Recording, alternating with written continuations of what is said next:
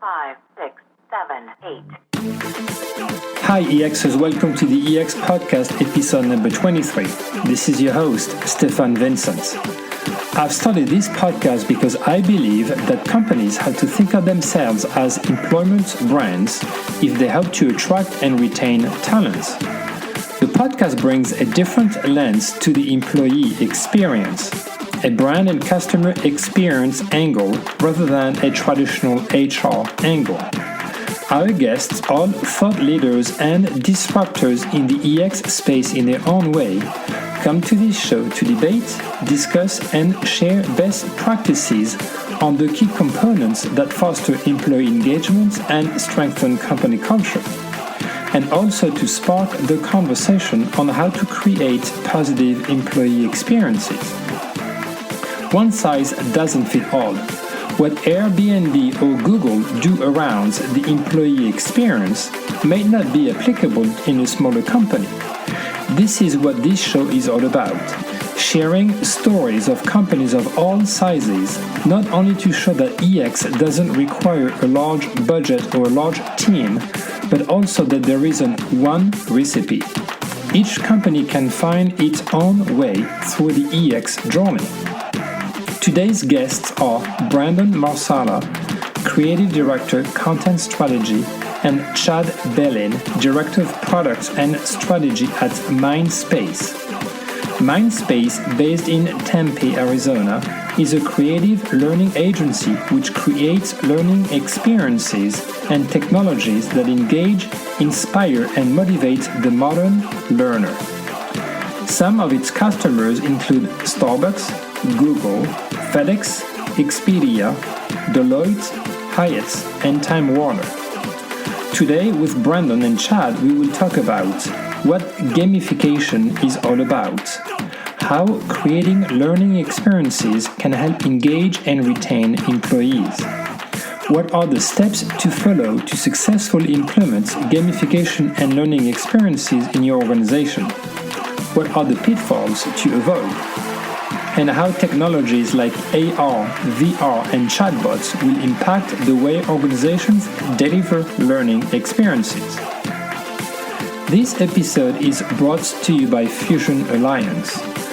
Fusion Alliance delivers holistic solutions fusing together data, digital, and technology to redefine customer experiences and move your ideas to execution.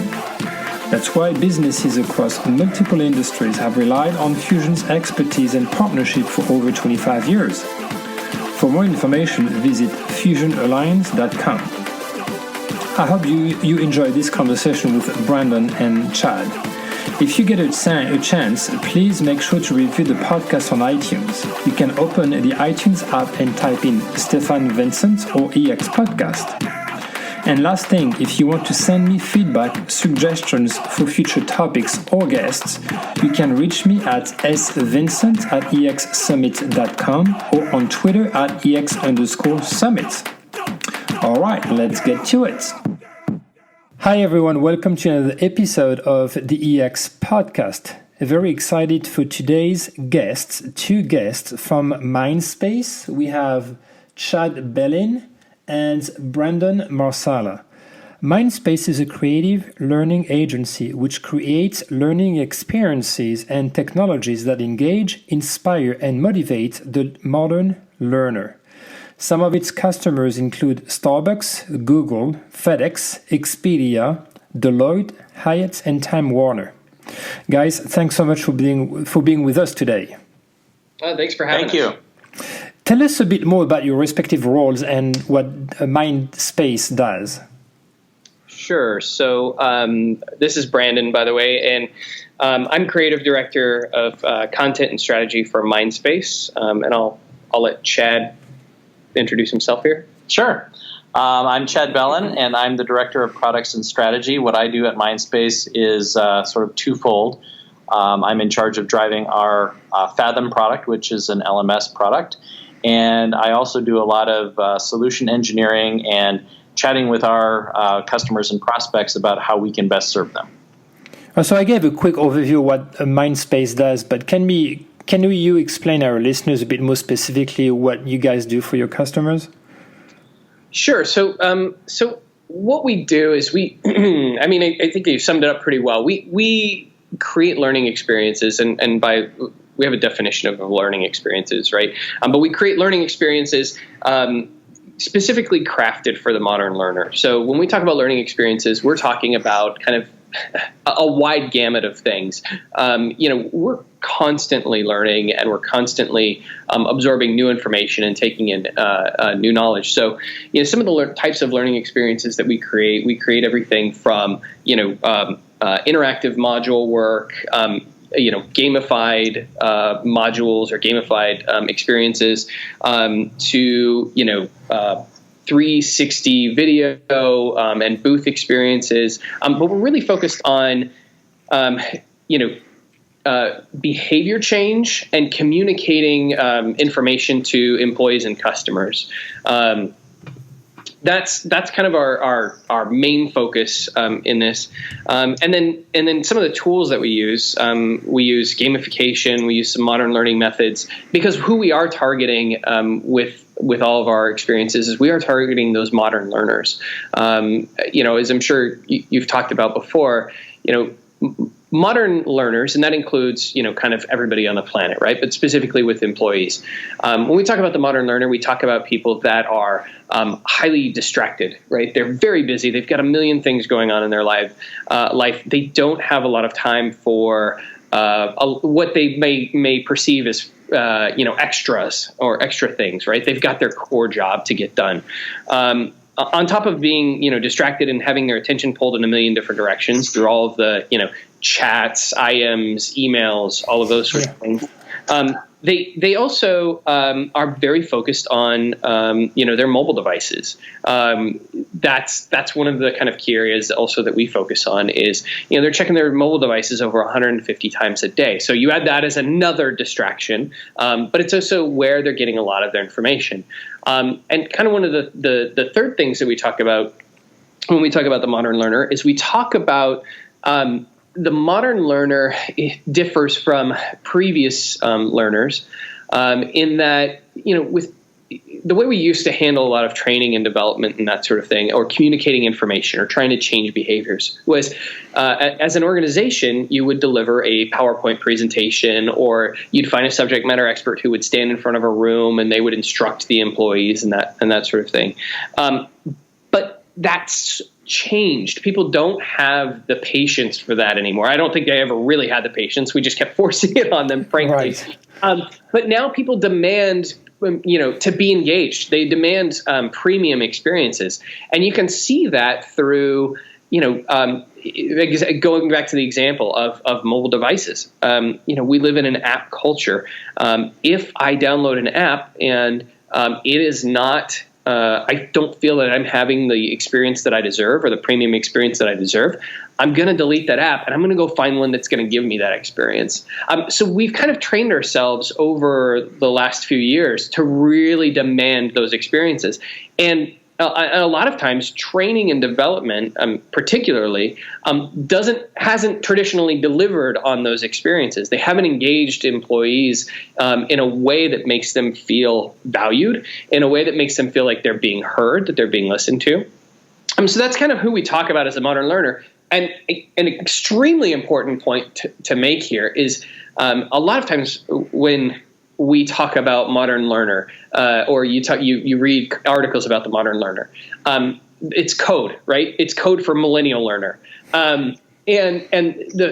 the fact of the matter is what we found is, yes, there's a whole new generation. There's the millennial generation who's coming up into the workforce, and they have certain expectations. But the reality is that those expectations, those behaviors that I just discussed, are translating across many different generations. Yeah. And we're seeing that, everybody from baby boomers on down. Baby boomers are the same way. They're checking their devices almost as frequently as millennials. They're using those devices, and they are demanding those types of experiences. So before we talk specifics about gamification and learning experiences, just to set the stage at a high level, there's a serious issue around the world with employee engagement. according to multiple studies, the employee engagement rate is between 20 and 30%. So from your research and from your experience, why is it so low? And what are the opportunities that you guys see leveraging gamification and learning experiences to increase that engagement? Sure. So, this is a very interesting topic that's near and dear to our hearts. One of the reasons that the engagement is so low is that there's a lot of companies that don't necessarily place the right value on developing their employees. And some of them, to even a greater degree, don't even have the vision for what the employee experience should be within their company and matching that to a lot of other corporate branding and corporate messaging and things that they might be doing in the real world. So there's a lot of companies, and I'm sure we could go into some examples, that portray a very, very, very strong public image, but their employees are generally unhappy because they're not seeing the same love. They're seeing, to Brandon's point, less than premium experiences.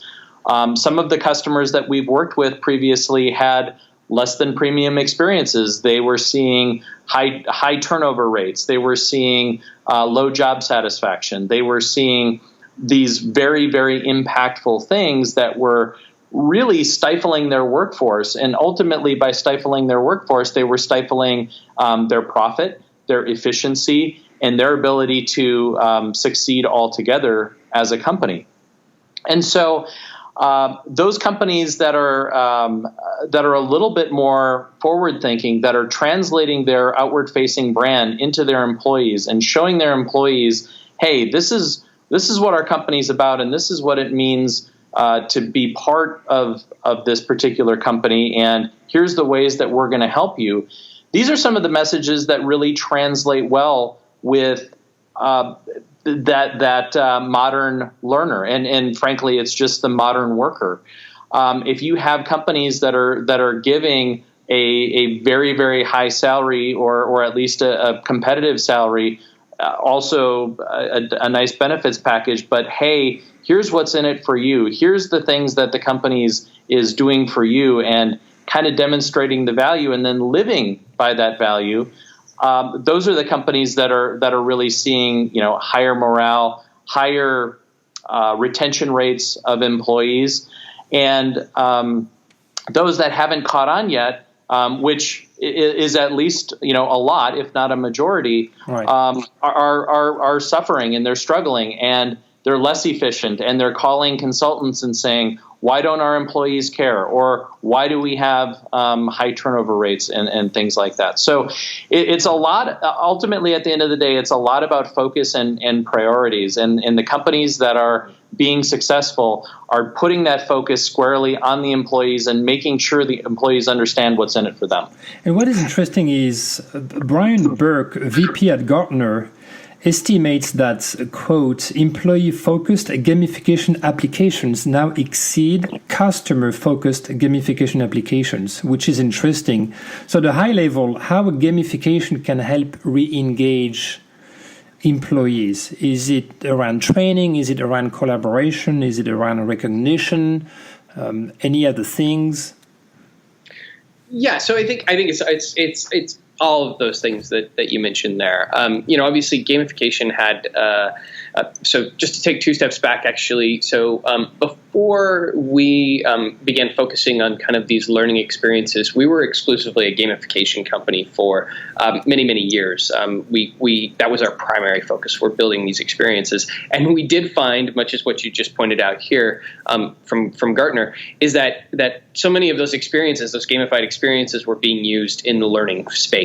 And so we adapted, we brought on, new talent, we retrained ourselves as well to begin to focus on that. I think gamification specifically, it's one of the tools that we use in our toolbox, along with a bunch of other tools. But gamification specifically has a lot of value around training, collaboration, and recognition, as you mentioned. It has a lot of value around the idea of motivation, right? when we talked previously about, audiences having those shorter attention spans, audiences not putting up with, less than premium experiences, gamification provides a way to begin to bridge that gap, to make up the difference there, and to help kind of guide people, inspire people, and motivate them to participate and to absorb, and then to eventually turn whatever knowledge we're communicating, whatever knowledge gap we're overcoming, then turn that into overcoming, bridging the skill gap. How do we turn that knowledge into skills? And gamification can really help motivate there along that process.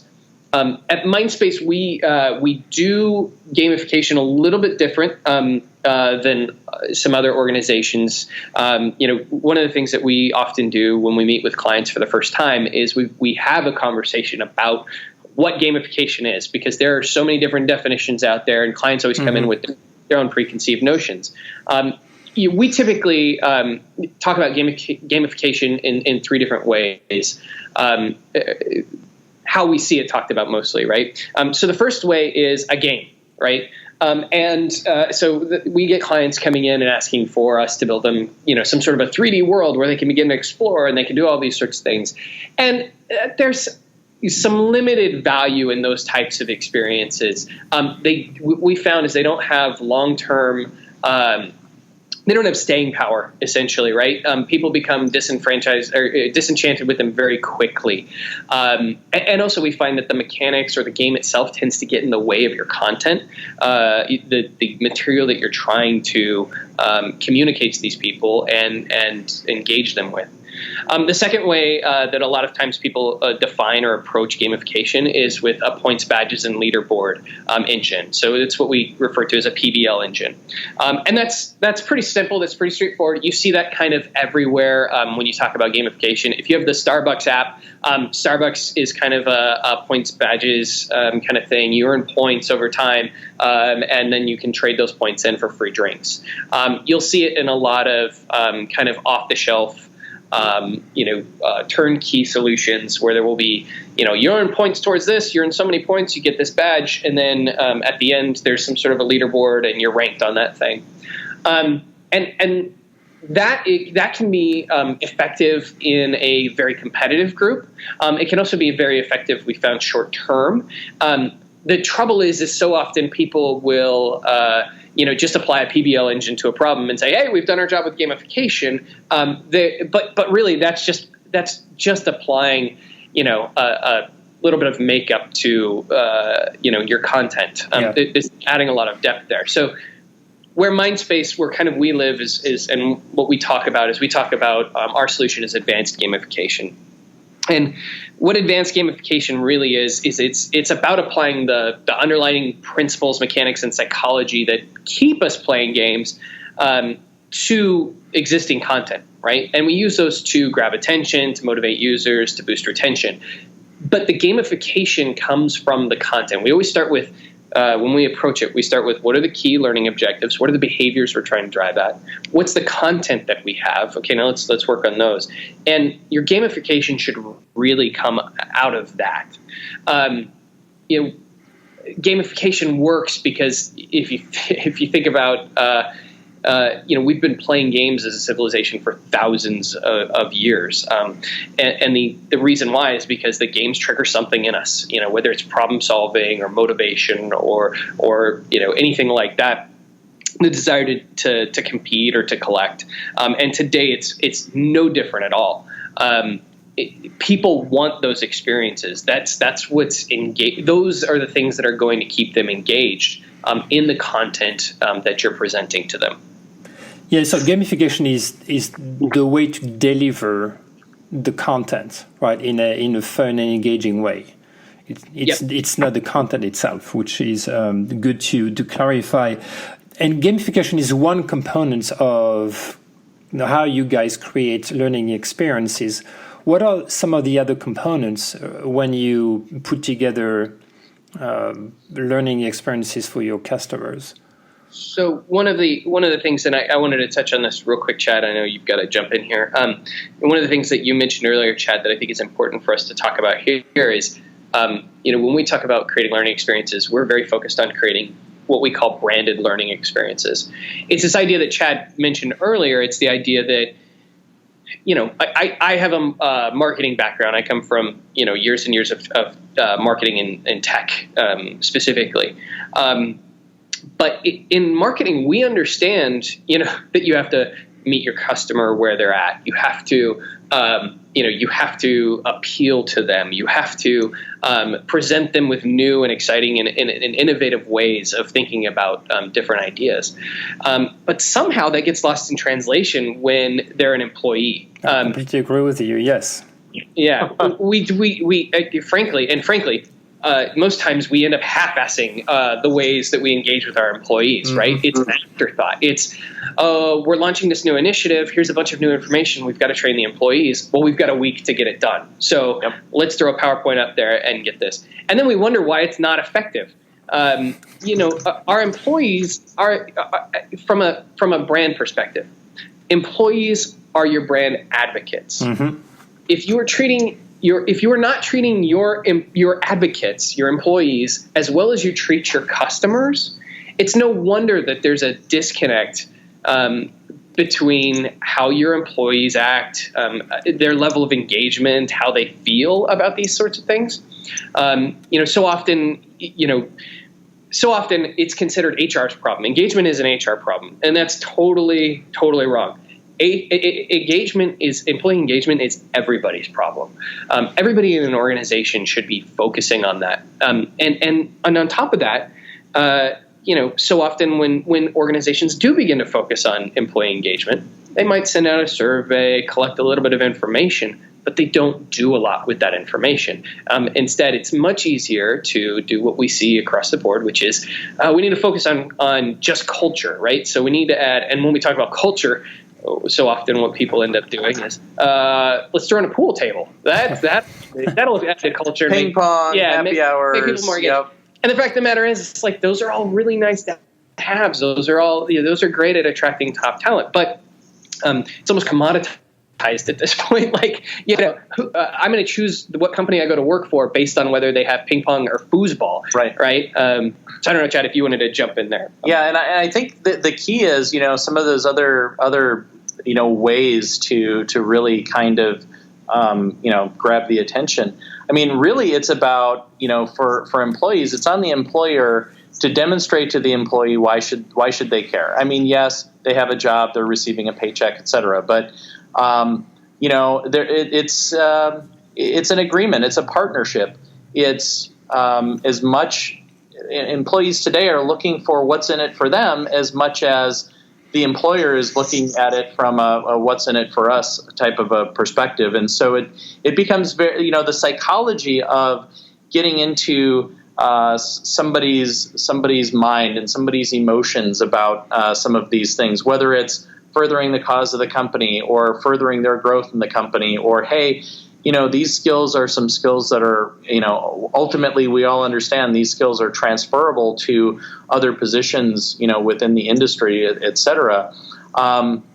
Those are all valuable things to kind of focus on, and really employees really enjoy being part of a team, a group, the company, and so taking your own externally facing brand to kind of continue this thread and demonstrating it to your employees. If you say Ford used to say quality is job one, and if you're going through and your employees are not focused on quality, then you can say that all you want, but it's not really real to the employees, and the employees start to see that that shroud sort of break down, or they kind of catch a peek of the man behind the curtain. Whereas if quality is job one and everybody's focused on quality first, then that becomes more ingrained in the culture, and everything else you say and everything else that comes from the company means a little bit more, and that trust is a little bit higher, and really a lot of really great relationships, of course, are based on trust. Building that trust between the company, the brand, and the employees ultimately is what leads to satisfaction. So gamification, yes, is a part of that, but there's a lot of other factors that go into it as well. So we talked about having employees being brand advocates. We talked about the importance of developing the content before we focus on the gamification. We talked about sort of segmenting employees the way we segment customers to be able to deliver a more personalized experience. For our listeners who would consider implementing learning experiences within the organizations, what are the steps that they should follow to be successful?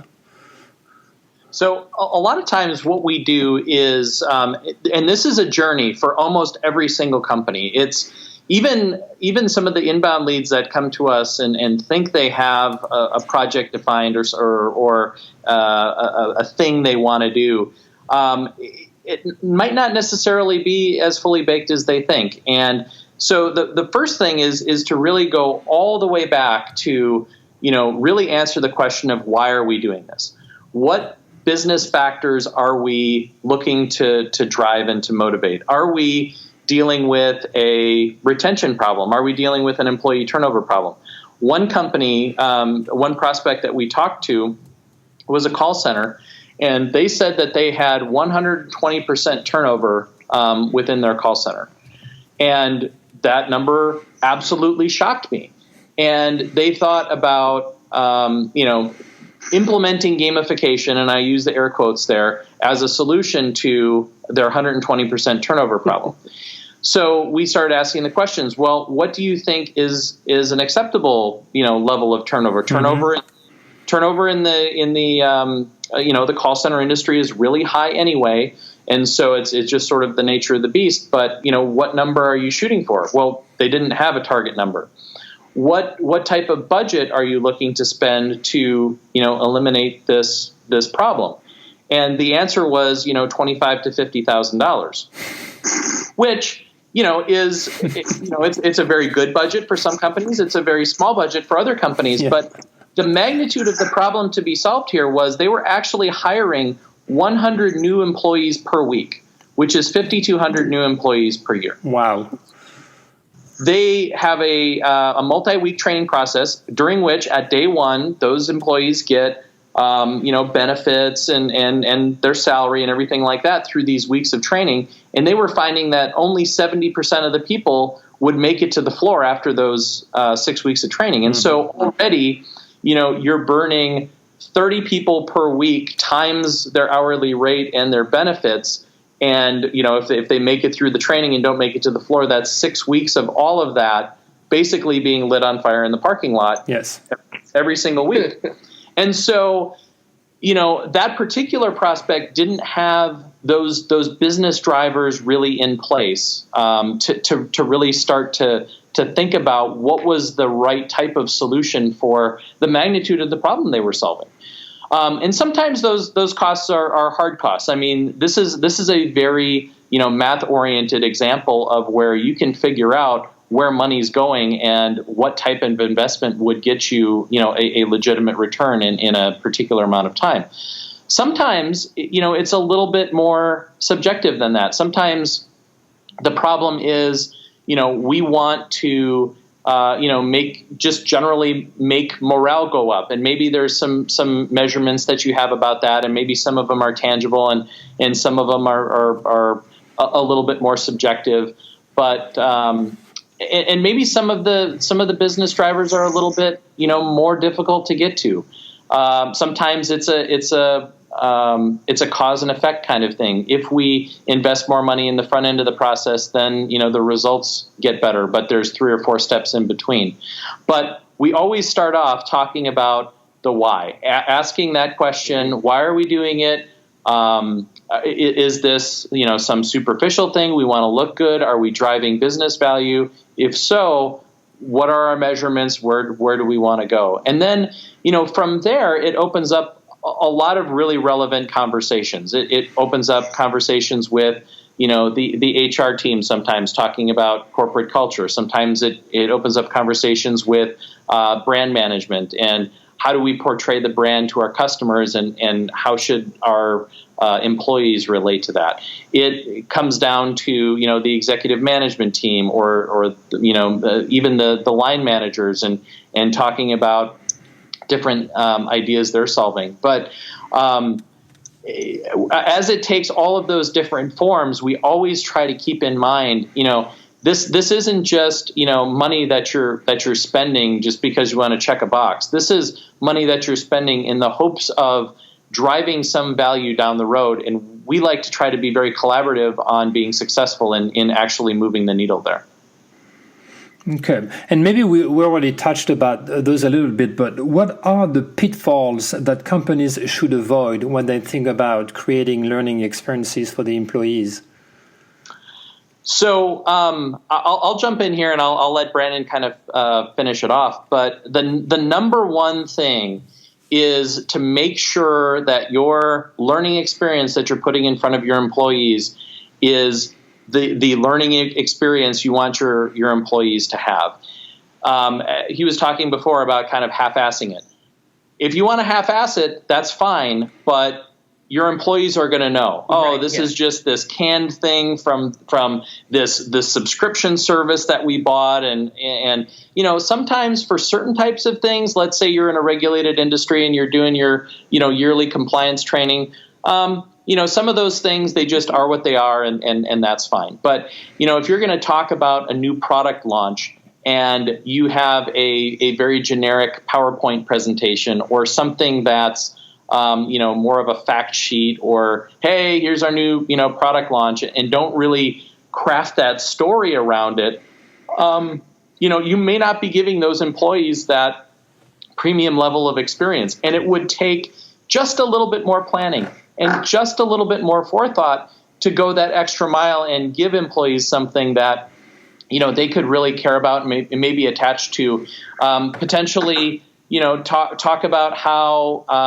social media or some social interactions might kind of work into that. Help, create evangelists or advocates within the company that are genuinely excited about things within the company to help promote things.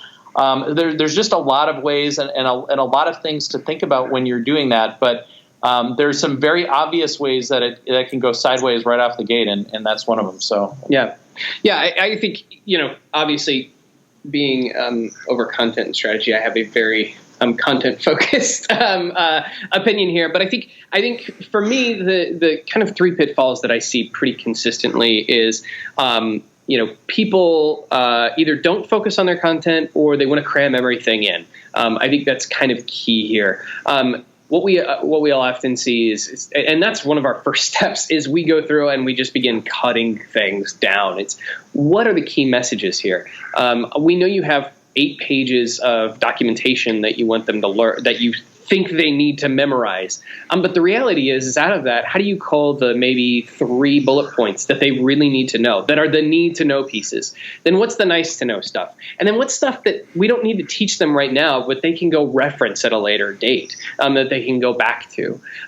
If everything is important, then nothing is important. And those key messages get lost so fast.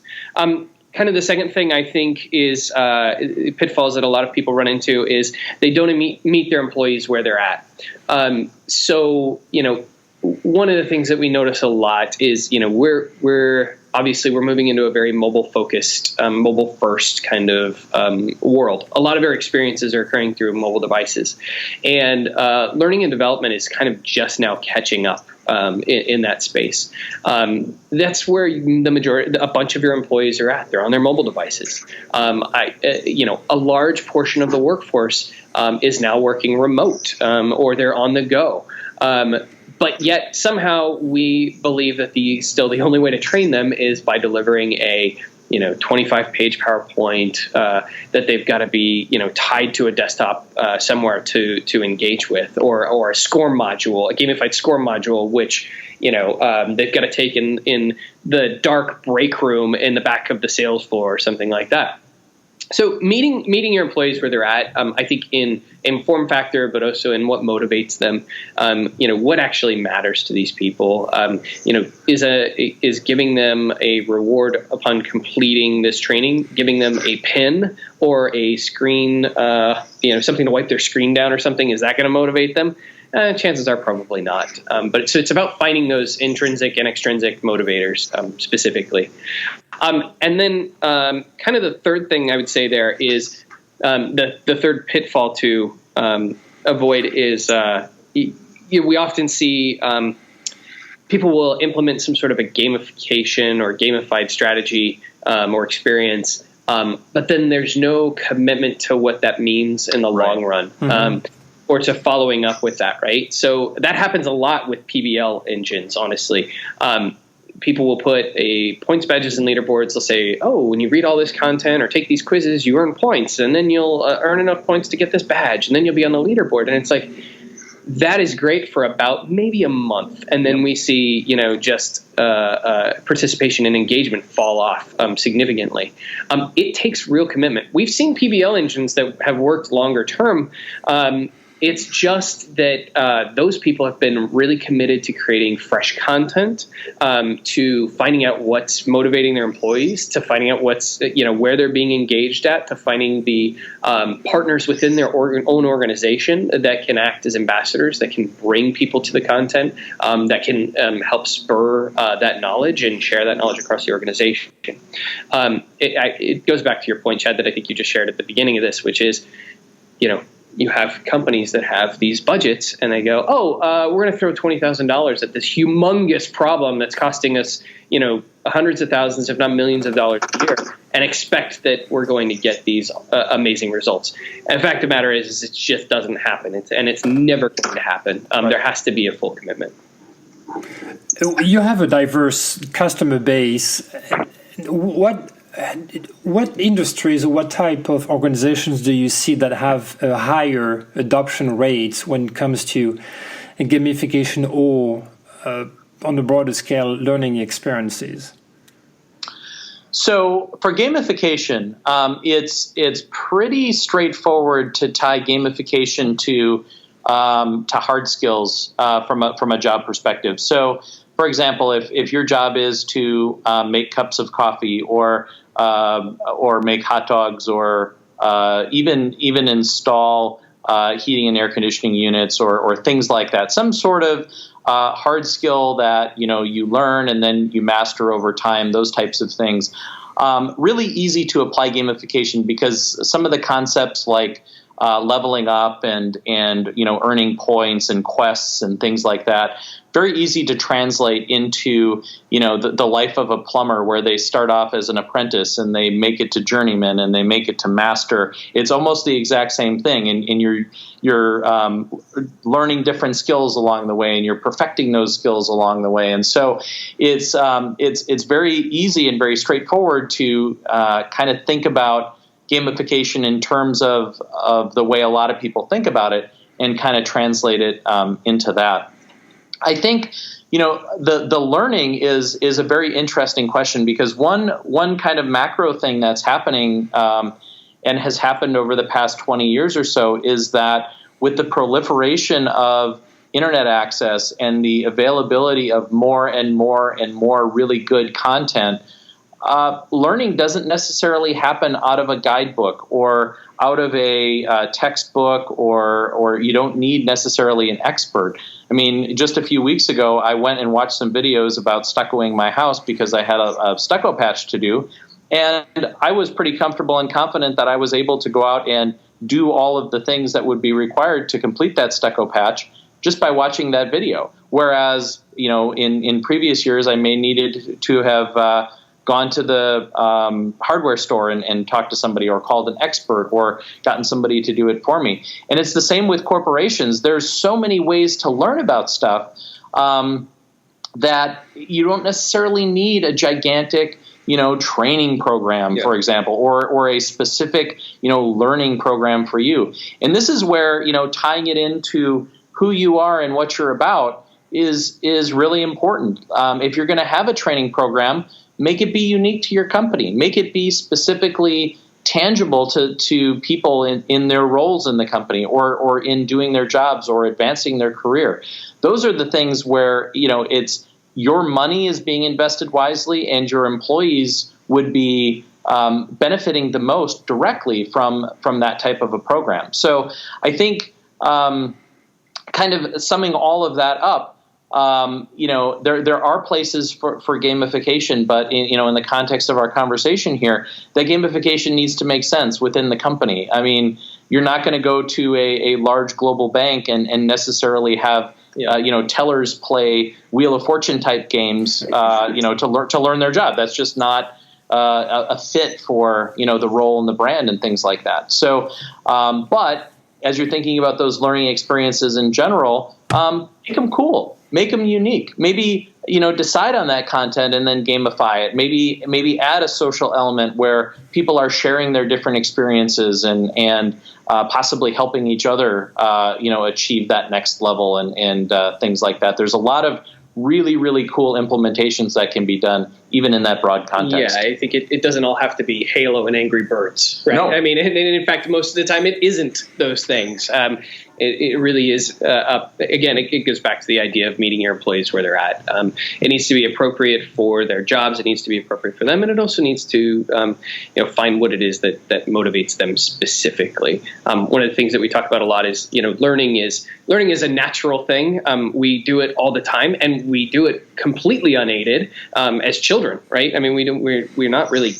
We just kind of absorb the world around us. And I can't think of how many rabbit holes I've gone down on YouTube or Wikipedia, right, where you're just absorbing knowledge because you want to. And it's about trying to find those experiences and trying to adapt, whatever the learning objectives are in an organization. And it's trying to find the ways to make learning enjoyable in that way, right? It's trying to find the most natural path for those things. How do we begin to engage? How do we begin to motivate? And how do we make this feel like a natural experience as opposed to a very, the boxes that we've put people in traditionally, the, 4-hour ILT training or the long PowerPoints and the slide presentations. Yep. Yeah. So obviously we're talking about this subject now because technologies have allowed gamification and learning experiences to be more customized, to be more accessible and more engaging to a large number of people. How do you see technologies like VR, chatbots becoming mainstream at some point in the near future, and how this would even further develop the way we learn?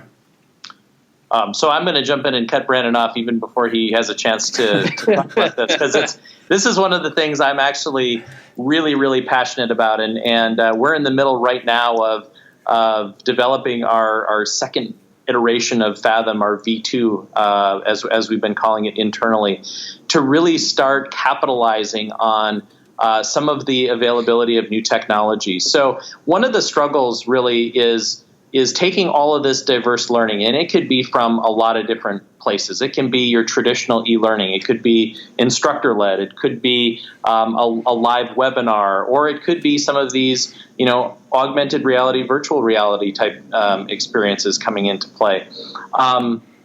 Some of the challenges is that you can't capture all of that data in one spot, or you can't integrate these experiences and go from, let's say, your referential learning, which is being presented with information and sort of learning it that way, versus the experiential training of being put in a VR type environment or an AR environment.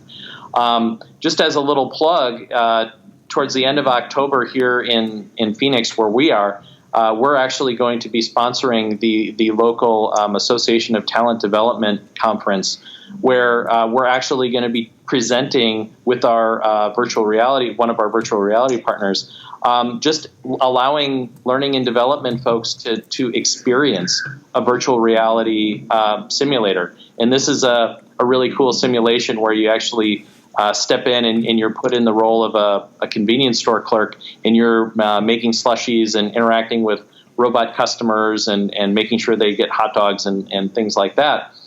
And of course, it's fun and it's very very lighthearted and things like that. But what AR and VR brings to the table, especially now that these experiences are becoming much less expensive and the equipment is becoming much less expensive, much more powerful, and much more readily available, is that taking your traditional referential type learning and then putting that into an experience is amazingly powerful. And so, Brandon made a little joke before about Halo. Well, what's really unique about games like that, kind of the first person games, is it's putting you in that role, and it's allowing you to experience things in a way that maybe that person or that character would experience it in that actual situation. And, what better way to see if somebody's good at making hamburgers than put them in a simulator and have them make hamburgers. Yeah. It costs you nothing in materials, but what it allows you to do is see, from a coordination perspective, from a sequencing perspective, from a cognition perspective, what type of skills does this person have? Maybe they're not great at flipping hamburgers, but maybe they're really great at frying French fries or working, the soft serve machine and things like that. And so I think, it's going to be very, very interesting to see how these technologies are going to impact learning. But I think their ability to transform, honestly, the way that people will be learning in the next, 10 to 15 years will be remarkable, to the point where we're going to be looking back on 2017 and thinking that it's almost ancient history. Yeah, and I think one of the other kind of important things to talk about from an employee perspective there as well is it gives you as close to real world experience as you can get in a safe space, if that makes sense, right? One of the things that we did for some of our clients, not necessarily in VR, but is we look to find those safe spaces where we can allow the employees to begin to, practice certain skills or to practice how to do certain things without the added stress of doing it live in front of an instructor or in front of an actual customer or something like that, right? That adds a whole other layer of complexity and discomfort and all those sorts of things. So these VR and AR experiences really allow us to provide that space so that we can focus on more pure learning. Get these basics down as quickly as possible. It's going to do a couple of things. Not only does it make them more comfortable and prepared when they do actually move out to like a sales floor or something like that, it also is going to reduce turnover. You're going to have less, fewer employees getting stressed out and going, I don't want to do this anymore, I'm going home. Right. It's going to reduce the amount of hard costs associated. As an example, again, providing those safe spaces, in our work with the largest coffee retailer in the world, by allowing employees a safe space to begin to make drinks virtually, if you will, they aren't using up cups. They aren't using up the coffee. They aren't using up, all of these things that have real costs associated to them, especially when you've got, thousands of baristas that you're training every month and year. So there's real costs that can be reduced as a result of that as well. And that's an area that we're really excited to continue exploring. Absolutely.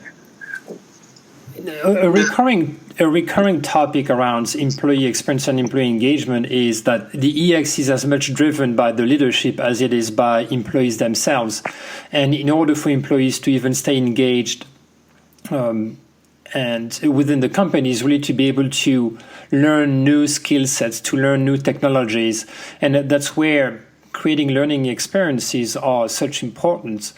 And especially when it comes to personalized on-demand learning experiences, and I think that what you guys are doing is amazing, and that's really on. It's really where it's going to impact the way employees and organizations rethink about how they can learn and educate and teach the employees, and hopefully have them stay longer in those organizations, even just evolve in their roles or future roles as well. So, what's your take on this? That's that's interesting. So again, I think it ties together a few of the themes that we've sort of been talking about.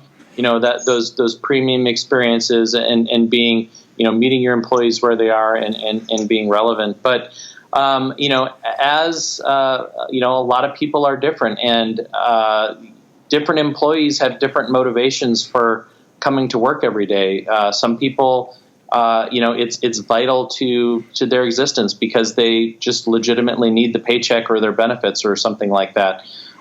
Some people are upwardly mobile. They want to use this as a stepping stone to get to the next thing.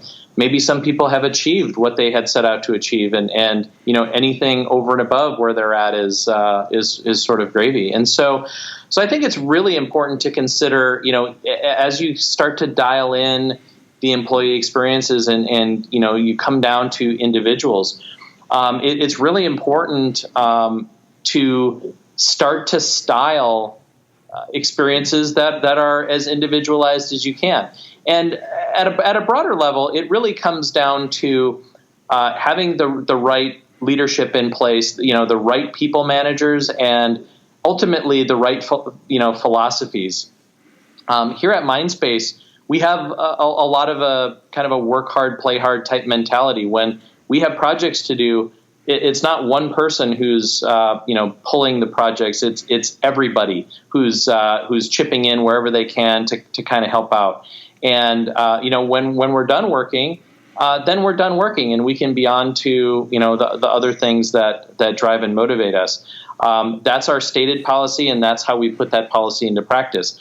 Gets again back to some of that trust. If you have a remote work policy and you're not letting people work remotely, that starts to get into the core of the trust and the core of the relationship and things like that. So, really when you're thinking about these individual or more individual type, learning plans and things like that, you have to lean a lot more on other people within your organization, maybe your directors or your frontline managers, and have them help to craft some of these things.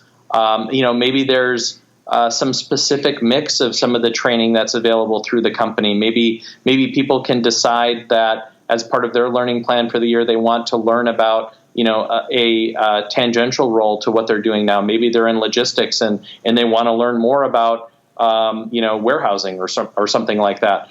That should be something that progressive companies would be open to. Or somebody's interested in becoming a manager or the next level up in their current role. How do you help them achieve that? Through a combination of mentoring, maybe, and training and things like that. So again, I think it ties into those those concepts that we've been talking about in just putting some of these things that companies want to be into practice. It's funny, you just mentioned something that made me think about, that idea of like the chicken and the egg problem there, right? So you've got employees that want to move up and want to learn, but there's nothing available for them. Mm-hmm.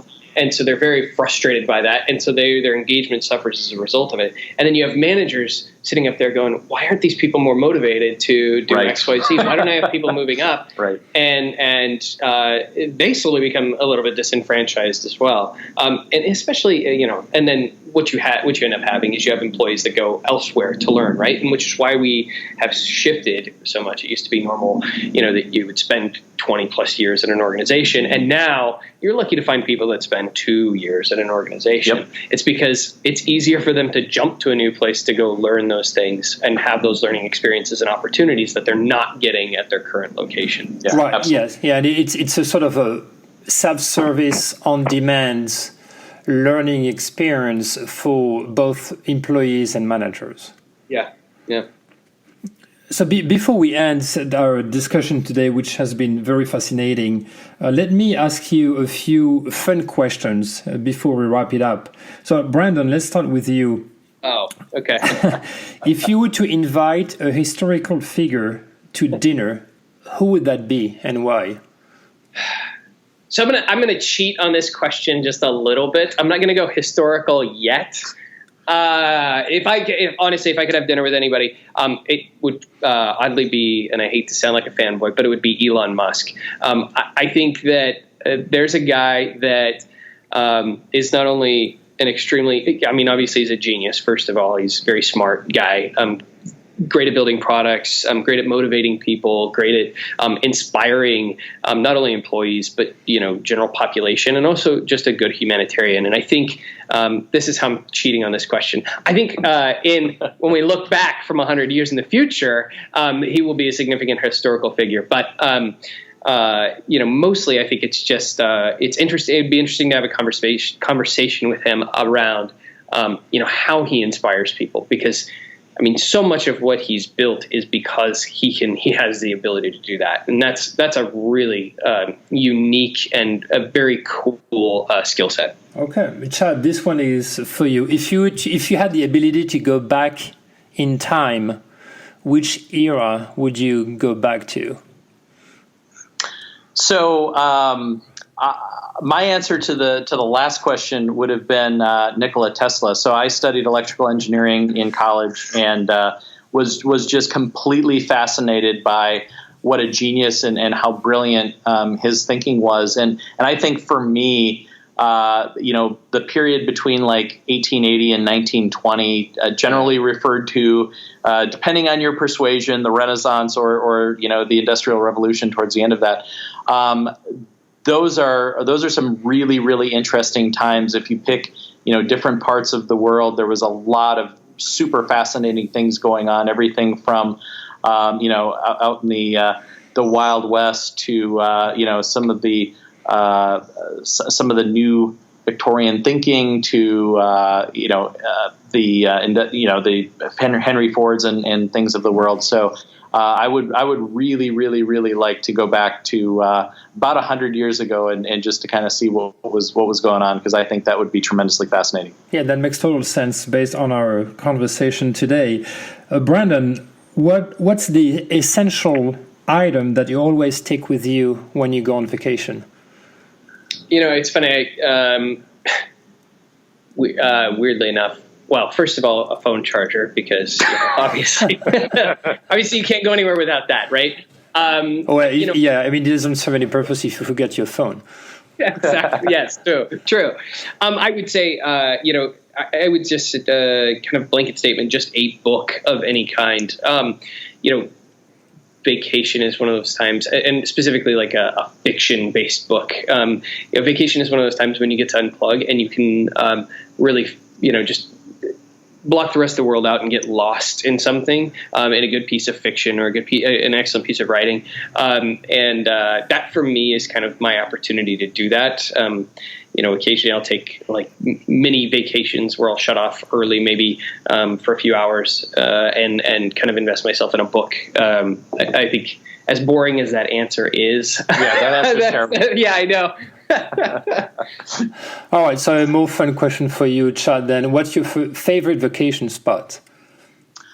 So I had the opportunity a few years ago to take a cruise to Alaska, and did and experienced a whole bunch of things that I had never done, previously in my life. One of the most fascinating things was we were actually in Juneau, and my son and I had signed up for a fishing trip, and I was thinking, you go out on the ocean or in a bay somewhere and you go fishing, and we were probably at most a quarter mile from shore, and we were in between 160 and 185 feet of water. The tide was actually changing at the time, and we ended up catching as a group. There were 4 people of us on the boat, and then 2 crew.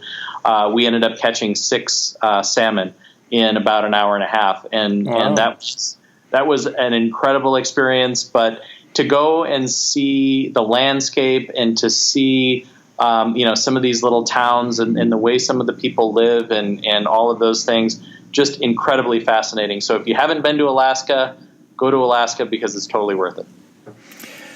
Hey, good advice. Now, and that's the question for both of you guys. What is your favorite food and why?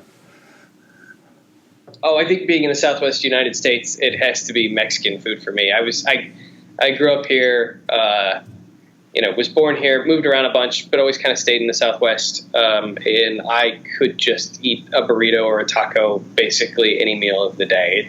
And burritos specifically, they're kind of the ideal perfect food, right? I mean, it's food with its own container. Yep. So you can kind of eat it anywhere. Especially I have a newborn, 3 weeks old. So, it's great. You can hold the newborn and kind of scarf the whole at the same time. You try not to drip the hot sauce too much, but And I definitely appreciate that answer, and certainly can vouch for some of our local Mexican fare down here. For me, it has to be pizza. Despite growing up in the Midwest with with a lot of meat and potatoes and things like that, at the end of the day, while I do enjoy a lot of different foods, I think the pizza is kind of that perfect blend of the key ingredient, the key food groups, which are meat and cheese, and that just and if you go with some of the deep dish Chicago style, that's the stuff that eats like a meal just in and of itself. But pizza is definitely it for me. And what you just learned about both of us is that neither of us will ever be spokespeople for like the American Heart Association because apparently our arteries are already hardening as we so. All right. Well, before we put the plug for today, what is the way for our listeners to follow you guys and Mindspace on social media? Great. So our website address is mindspace.net. Yes, .net. Net. Yes. So that's very important. Of course, you can always find us on LinkedIn. We're all over the place on there. And then we are on Medium, where we post a bunch of our thoughts and articles and content. And we're on there as @Mindspace Agency. And then you can also just look up Mindspace Agency on Instagram, Facebook, Twitter. I think we have a Twitter. Yep. Yeah. Absolutely. I clearly don't check our Twitter very often. No, and on all of those places, there's a lot of interesting articles, and there will be even more on a lot of the topics we've covered today. Really thinking critically about some of the different issues. Making sure that you're investing your budget in the right types of experiences that are really going to have that impact. So all of those different places are great places to find links to different content that we have. And I think important for us to mention here as well is that we are not interested. Of course, we are interested in using social media and using these platforms and that sort of thing for clients and that sort of thing. Obviously, 100%. Yep. But I would argue we are just as equally interested as having really great, interesting conversations about gamification, about learning and development, about employee engagement, about these new technologies and how we begin to use them. I think that's our real interest. We talk about creating learning experience for employees, but that is only only second to that is our own desire to kind of learn about these things and to take on those new experiences as well. So, we'd love to have those conversations with anybody that wants to join in. All right. And learning is always an ongoing experience anyways. So thanks again, Brandon and Chad, for being on the show today. I appreciate your time. Yeah, thanks for having us. Thanks for tuning in to the EX Podcast. If you want to learn more, visit our website at expodcast.com. If you want to find out more about our next conferences, go to exsummit.com. Finally, you can also find my manifesto on business to employee or B2E branding at b2ebranding.co. See you next week.